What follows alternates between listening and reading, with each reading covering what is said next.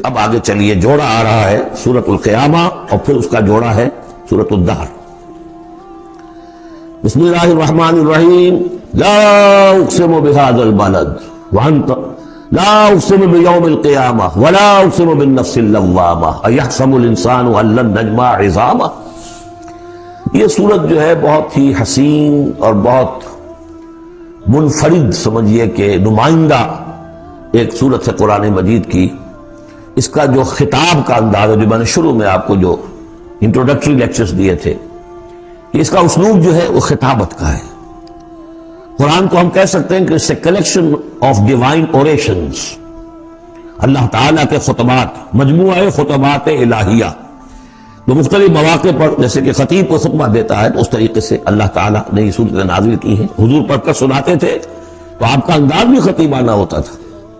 حدیث میں آتا ہے کہ جب آپ خطبہ دیتے تھے تو آپ کی آواز بلند ہو جاتی تھی، اعلیٰ صوتہ احمرت عیناہ، آنکھیں سرخ ہو جاتی تھی، اور آپ اس طریقے سے خطبہ دیتے تھے جیسے کہ کوئی سپہ سالار اپنے فوجیوں کو للکار رہا ہے، بڑھا رہا ہے کہ لڑو اور آگے بڑھو، یہ انداز ہوتا تھا۔ تو اس طرح خطبہ اس میں آپ دیکھیں گے ابھی بات ایک طرف ہو رہی ہے، ابھی کسی اور طرف ہو گئی، کبھی کسی تحویل الخطاب، اس کے لیے بہت، پھر یہ کہ 4-6 آیتیں آئیں گی ایک خاص قسم کے آہنگ میں، خاص قسم کے قوافی تو ہم کو نہیں کہنا چاہیے، تو یہ آتے ہیں، وہی انہی حروف پر صورتیں ختم ہو رہی ہیں، وہی سٹائل ہے، پھر کوئی سٹائل بدلے گا، پھر 4-6 صورتیں اس دوسرے انداز کی ہوگی، پھر 4-6 تیسرے انداز کی ہوگی۔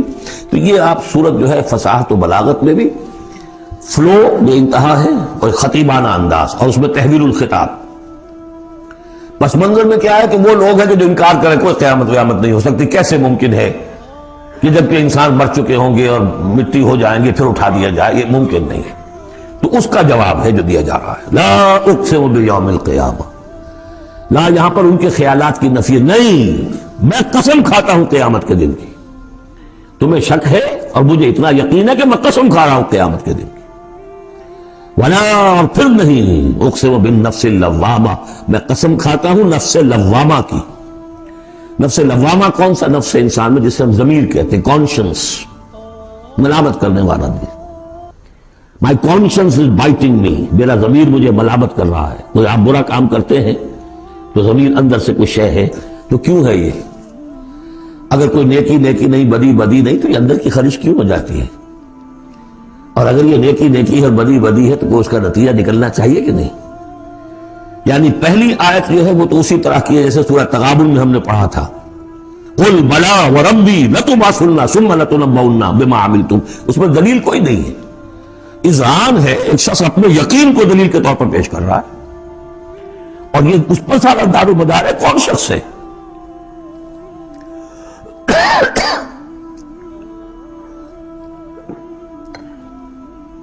ایسا شخص کہ جس سے کبھی کوئی جھوٹ کا تجربہ کسی کو نہیں ہوا، وہ کہہ رہا ہے۔ سیرت و کردار جو ہے محمد رسول اللہ کی، وہ گویا کہ دلیل کی حیثیت رکھتی ہے اس قول کے پیچھے۔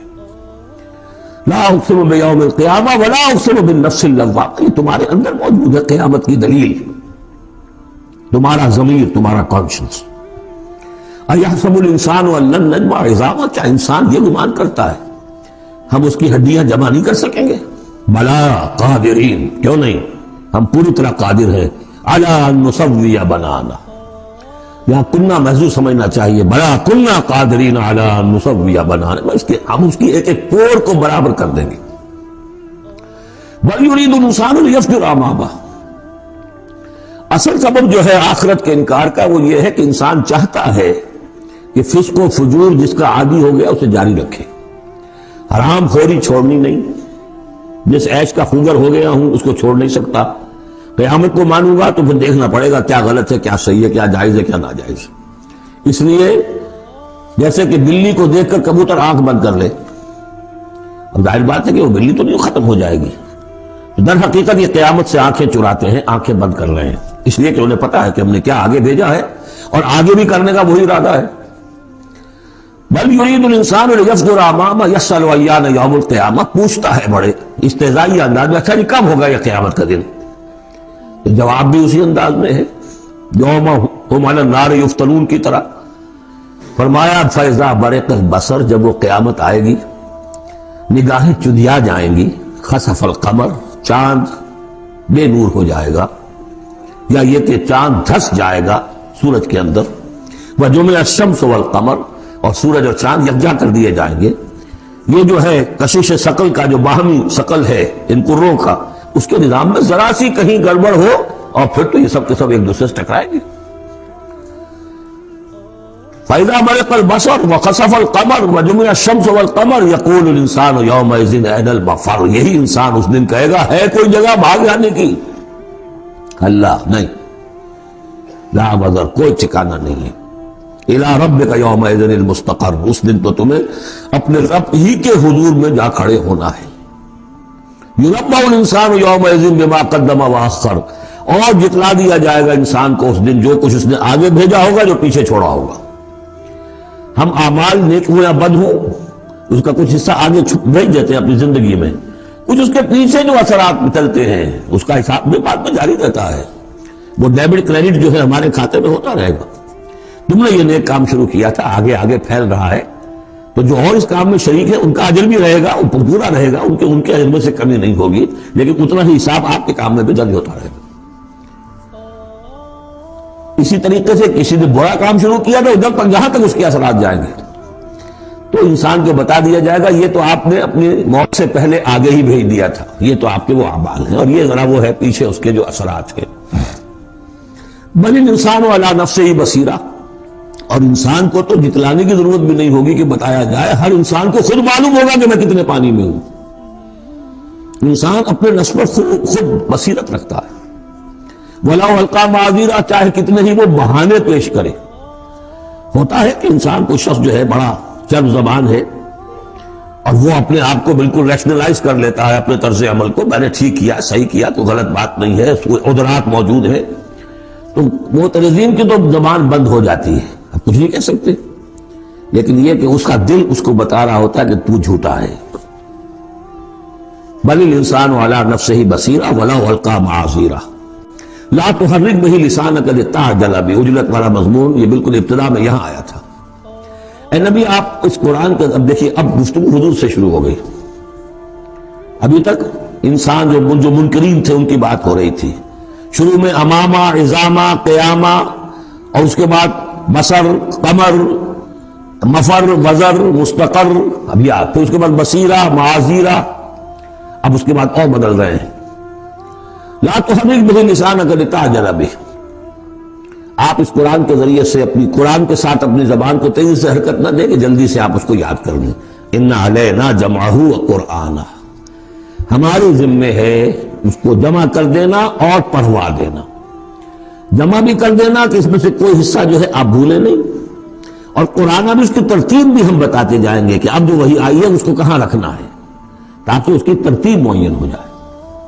فَإِذَا قَرَأْنَاهُ فَاتَّبِعْ قُرْآنَهُ، پھر جب ہم پڑھوائیں اس کو جس ترتیب سے، اسی کی پیروی کیجیے گا۔ یہ ترتیب وہ ہے ترتیب مصحف جس کے تحت کے قرآن مرتب کیا گیا، اور ہم مانتے ہیں کہ یہ ترتیب نزول کی نہیں ہے، نزول کے ساتھ ہی اللہ تعالیٰ کا حکم آتا تھا کہ اب یہ وہی فلاں جگہ ہوگی۔ ثُمَّ إِنَّ عَلَيْنَا بَيَانَهُ، پھر ہمارے ذمے ہے اس کو واضح کر دینا بھی، جیسے کہ ہم دیکھ چکے ہیں قرآن مجید کی تبیین کرتا ہے۔ سورہ نساء میں دو احکام کے بارے میں آئے گا، یستفتونک، اور حالانکہ وہ حکم آ چکا ہے سورہ نساء میں پہلے، لیکن لوگوں نے سوال کیا، قل اللہ یفتیکم فی الکلالہ، تو جاؤ اللہ واضح کر دیتا ہے، تم بولا ابھی واضح نہیں ہوئی کلالہ کی بات، لو وعدہ کر دیتا ہے۔ تو قرآن کے اندر بھی بعد میں واضح کر دی گئی چیزیں، اور یہ کہ پھر حدیث جو ہے سب سے بڑی شے ہے کہ جو اس کی بیان کرنے والی ہے،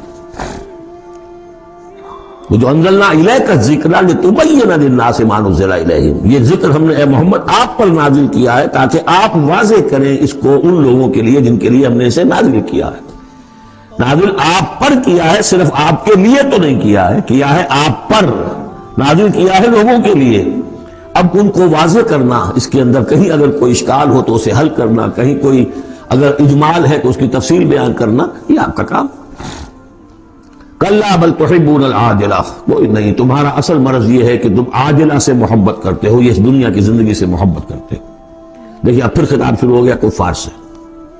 وتذرون الآخرہ، اور آخرت کو تم چھوڑ دیتے ہو، نظر انداز کر دیتے ہو۔ وجوہ یومئذ ناظرہ، حالانکہ بہت سے چہرے اس دن ہوں گے تر و تازہ، میدان قیامت میں کھڑے ہوں گے تو جیسے اسکول چلڈرن کھڑے ہوتے ہیں اپنا رزلٹ سننے کے لیے، تو بعضوں کے چہرے کھلے ہوتے ہیں، پہلے سے معلوم ہے انہیں کیا کچھ کر کے آئے تھے، اور بعض کے چہروں کے اوپر دھواں ہے، اس لیے ہے کہ انہیں پتا ہے کہ کیا ہی کچھ نہیں تھا، فیل تو ہونا ہی ہونا ہے۔ تو چاہے اب رزلٹ ڈکلیئر نہیں ہوا، رزلٹ ان کے چہروں پر لکھا ہوا ہے۔ تو وجوہ یومئذ ناظرہ، بہت سے چہرے ہوں گے تر و تازہ، الی ربہا ناظرہ، اپنے رب کی طرف دیکھتے ہوئے۔ اس میں بعض لوگوں نے یہ کہا ہے کہ ناظرہ سے مراد ہے انتظار کر رہے ہوں گے اپنی رب کی رحمت کا، اس لیے کہ رویت باری تعالیٰ جو ہے وہ تو ممکن نہیں ہے کہ میدان حشر میں ہو جائے، لیکن میرے نزدیک انہی حضرات کی رائے زیادہ صائب ہے جو سمجھتے ہیں کہ رویت ہوگی۔ اہل ایمان کو عین میدان حشر میں بھی ایک درجے کی رویت باری تعالیٰ سے مشرف کیا جائے گا۔ یہ مضمون آ جائے گا سورہ مطففین میں، واضح ہو جائے گا۔ اس کے برعکس وجوہ یومئذ باسرہ، بہت سے چہرے ہوں گے اس روز سوکھے ہوئے، اترے ہوئے، اداس، تظن ان یفعل بها فاقرہ، ان کو یقین ہوگا کہ اب ان کے ساتھ وہ سلوک ہوگا جو ان کی ریڑھ کی ہڈیاں توڑ کے رکھ دے گا۔ کلا اذا بلغت التراقی، اب ایک نقشہ دکھایا جا رہا ہے، ایک تو بڑی قیامت ہے، فاذا برق البصر وخسف القمر وجمع الشمس والقمر یقول الانسان یومئذ این المفر۔ ایک تو وہ ایک قیامت ہے جو فرد کی قیامت ہے، موت جب آتی ہے، قیامت صغریٰ۔ کلا اذا بلغت التراقی، جب یہ جان آ کے پھنس جاتی ہے ہنسلیوں میں۔ وقیل من راق، کہا جاتا ہے کوئی جھاڑ پھونک کرنے والا۔ بڑے بڑے ریشنلسٹ بھی اس مرحلے پر آ کر، بابا ڈاکٹروں نے جواب دے دیا، حکیموں نے جواب دے دیا، چلو کوئی تعویذ گنڈا کچھ ہو کہیں سے، کوئی جھاڑ پھونک کوئی تو ہو، کسی طریقے سے ہو۔ تو آخری درجے میں ان کو بھی انسان چیخ پکار کر لیتا ہے، قیل من راق، ہے کوئی جھاڑ پھونک کرنے والا۔ وظن انہ الفراق، اور گمان ہو گیا اس کو کہ اب تو فراق ہے، جانا ہے، یہ گھر بھی چھوڑنا ہے جو بڑے چاؤ سے بنایا تھا، اور یہ اہل اولاد کو بھی چھوڑ کر جانا ہے۔ والتفت الساق بالساق، اور وہ جو جان کندنی کا عالم ہوتا ہے تو پنڈلی پنڈلی سے لپٹ رہی ہے، جان نکلنی شروع ہوتی ہے جسم کے نچلے حصے سے۔ الی ربک یومئذ المساق، اس دن تو تمہیں اپنے رب ہی کی طرف دھکیلے جانا ہے۔ پھر بدل گئے قوافی، فلا صدق ولا صلی، تو نہ اس نے تصدیق کی نہ نماز پڑھی، ولیکن کذب وتولی، بلکہ جھٹلا دیا اور پیٹھ موڑ لی۔ تصویر نفسی ہے جو نقشہ اس وقت ہوتا تھا۔ ثم ذهب الى اهله يتمطى، اور پھر چلا اپنے گھر والوں کے پاس اکڑتا ہوا جا رہا ہے۔ حضور کی بات کو تو نظر انداز کر دیا، امشو، چلو چلو یہاں سے، وَاصْبِرُوا عَلَىٰ آلِهَتِكُمْ، صبر کرو، جا کے جمے رہو اپنے آلہہ پر۔ ذهب الى اهله يتمطى، اولیٰ لك فاولیٰ ثم اولیٰ لك فاولیٰ، افسوس ہے تجھ پر اور افسوس ہے تجھ پر، اور پھر افسوس ہے تجھ پر اور پھر افسوس ہے تجھ پر۔ اَيَحْسَبُ الْإِنسَانُ أَن يُتْرَكَ سُدًى، کیا انسان یہ سمجھتا ہے کہ اسے یوں ہی چھوڑ دیا جائے گا؟ کوئی باز پوچھ نہیں، کوئی حساب کتاب نہیں، کوئی جواب طلبی نہیں، کوئی اجر نہیں، کوئی سزا نہیں، کوئی جزا نہیں۔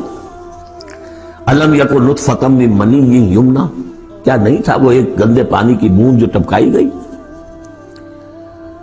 ثُمَّ كَانَ عَلَقًا، پھر وہ ایک جوب کے مانند تھا کہ جو رحم مادر کی دیوار کے ساتھ چمٹی ہوئی تھی۔ عَلَقَةً فَخَلَقَ فَسَوَّىٰ، پھر اسی کو اس نے بنایا، اسی میں نقش و نگار بنا دیے، اسی میں آنکھیں آ گئیں، اسی میں کان آ گئے، اسی میں کیا کیا بنایا۔ فی ظلمات ثلاث، تین پردوں کے اندر۔ فجعل منہ الزوجین، اسی سے بنا دیے، کسی کو نر، کسی کو مادہ، کسی کو مؤنث، کسی کو مذکر۔ الیس ذلک بقادر علی ان یحیی الموتیٰ، عقل کے اندھو یہ سوچو، وہ ہستی جو یہ سب کچھ کر رہی ہے وہ اس پر قادر نہیں ہوگی کہ مردہ کو زندہ کر دے؟ یہ تمہارا مشاہدہ ہے، گندے پانی کی ایک بوند سے افلاطون بھی اسی سے آ گیا، اور مقراط بھی، اور سقراط بھی، اور ظاہر بات ہے انبیاء بھی وہیں سے آئے ہیں۔ کہاں سے آئے ہیں؟ ایک ہی استثناء ہے نا حضرت عیسیٰ علیہ السلام کا، باقی تو سب کہاں سے آئے؟ وہیں سے آئے۔ سارے اولیاء اللہ کہاں سے آئے؟ وہیں سے آئے۔ گندے پانی کی بوند، اس سے کیا کچھ وہ بناتا ہے، تو تمہارا یہ خیال ہے کہ وہ مردہ کو زندہ نہیں کر سکے گا، اتنا عاجز ہو گیا۔ فَعَيِّنَا بِالْخَلْقِ الْأَوَّلِ بَلْ هُمْ فِي لَبْسٍ فِي الْخَلْقِ بِالْخَلْقِ الْجَدِيدِ۔ اس کے بعد جیسا کہ یہ سوال ہے، بلا کیوں نہیں؟ پروردگار یقیناً الیس ذلک بقادر، بلا نشہد انک قادر علی ان تحیی الموتیٰ، ہم اس پر گواہ ہیں۔